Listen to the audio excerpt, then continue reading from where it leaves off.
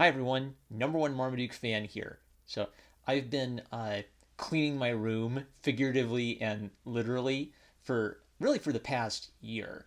Something I think I've mentioned but may not have talked about explicitly is during the time I was making videos on YouTube, there's actually a chunk of time where I was in between jobs where just work ran out at my old job. I had to find a new job. I had to get ready to move. So I had this window of time where I had been making good money. I could afford to be unemployed for a little bit while getting ready to move. So I just had all this time to clean up, kind of like look at my life, think about things, get organized, and get ready for a new career. And one of the things I did during that time is I read a lot of books I had gathered that I was just hoarding, right, and never not doing anything with. And one of those books I read during that time was Trigun, the first 6 volumes of Trigun. I watched the entire Trigun anime, and it really spoke to me enough that I really want to sit down and read the manga. And I'm already starting to notice some significant distinctions between the manga and anime.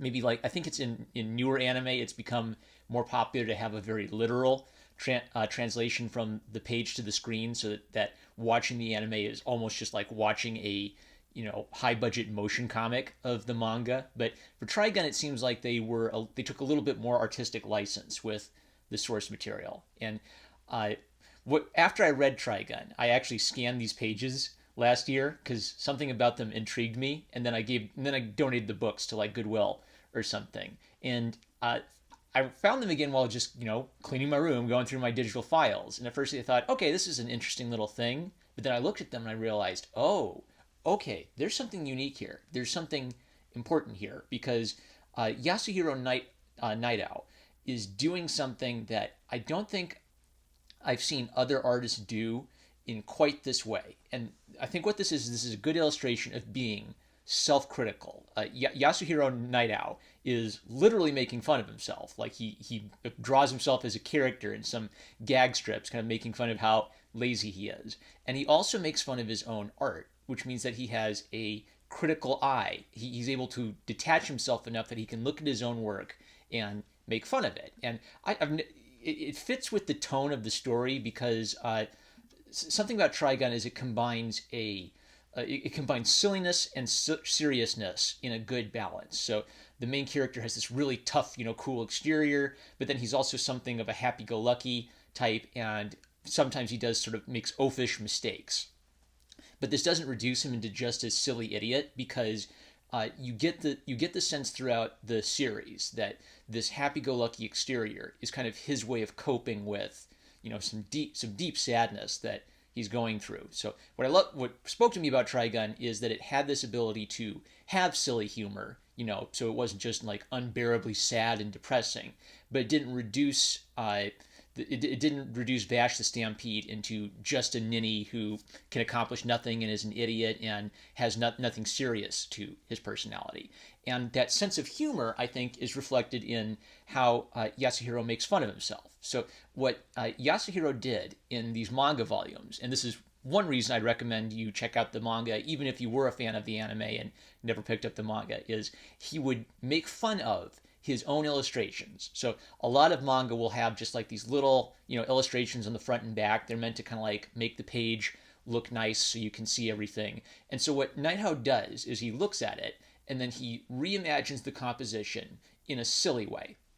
And what's funny about that is usually that's literally what these illustrations are. They're just meant to look nice, meant to look cool, meant to like, gather a bunch of interesting monsters and people around for a scene. So when he reimagines it, he looks at the composition and says, okay, well, what's in the drawing and how could I reinterpret that ridiculously? So the giant cross weapon becomes like a steering wheel. And there's like a weird like alien thing overlooking his shoulder there, and that becomes like a clown thing. There's a guy with like some abstract shape in front of his face, and that becomes like a newspaper with goofy people smoking and walking in the background. This is my favorite one. So I think one of these I scanned and one of these I found online. But so it's like an abstract image of Vash the Stampede holding his massive gun, and the gun itself is sort of like a cherubim with 6 wings, right? So you've probably seen a lot of cover art like this. It doesn't exactly tell you what's going to go on. It just sort of gives you a cool image with an idea of the character or an idea of the character's weapon, right? And so then he reinterprets that as this screaming guy with intense spiky hair, and instead of wings, it's a bunch of massive hairy legs where the wings were for the cherubim. And when I saw this image, I just bust a gut laughing because at first you look at it and you think, what the heck is that? And then you sort of have to like access your memory and remember earlier when you saw the other illustration, and then the laugh hits you.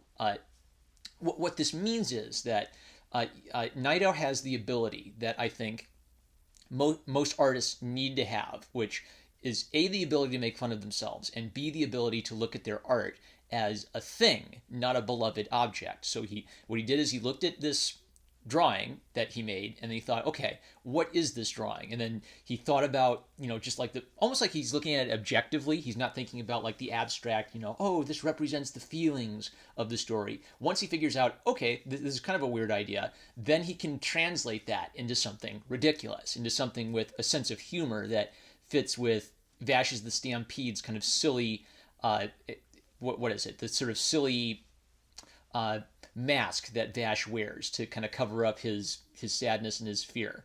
He did it again here, right? So how many times have you seen like floating faces on a Hollywood poster, right? So two characters running away and a whole bunch of floating faces in the background. And he reimagined this as a giant rock, like from Indiana Jones, with the faces in it rolling from behind them, and gave the characters like the Indiana Jones hat and the New York Yankees hat. It's ridiculous. But in order for him to see that, he had to be able to look at that round, soft shape and think, oh, that looks like they're going to be smushed by a giant rock full of weird faces in it. So I think I've made the point. The point is that it's important for an artist to be able to critique themselves, to laugh at themselves, and to look at their own work objectively. And what's most interesting about this, to me, is that by doing that, Naito was able to see humor in his own work. I won't read all this, but he also does these little, they're not for coma. They're little gags at the end of the volume where he kind of tells you a little bit about himself, tells you a little bit about behind the scenes. And here he imagines himself as a young 28-year-old artist starting Trigun. And then 33-year-old Naito comes from the future to beat him up and tell him what a lazy bum he is. And then he makes young Naito makes fun of old Naito. It's sort of really classic, Japanese weird humor. But behind it is this point that he's self-critical. He looks at himself, he kind of realizes that he's messy, he's lazy, he plays too many video games, he needs this inner fire, and so he's using the older version himself to kind of represent that inner fire, which tells him to get his act together and get to work again, right? So the reason I decided this had to be a video is these are two sides of the same coin.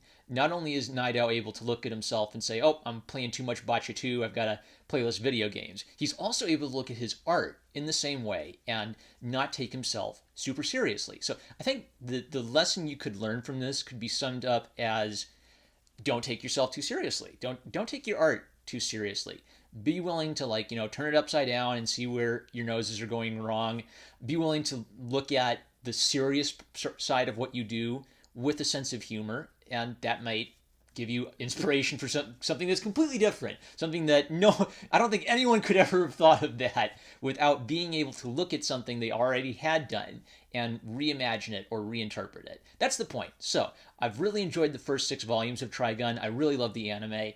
I definitely am going to come back and finish this. And I love how even in the little bonus sections and the little bonus illustrations and things, you can find passion, you can find a sense of humor.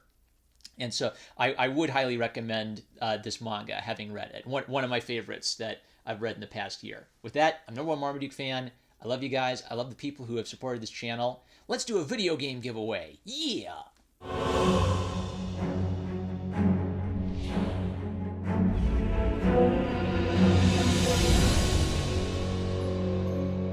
Dungeons 3. I'm giving away Dungeons 3, a real-time strategy where you play as the evil dungeon lord, construct dungeons, and try to take over the world. If you'd like to win this game on Steam, write a comment in the comment section below with the words Dungeons 3 so I know you want to win it. With that, I'm #1 Marmaduke fan. I love you guys, and I'll catch you later.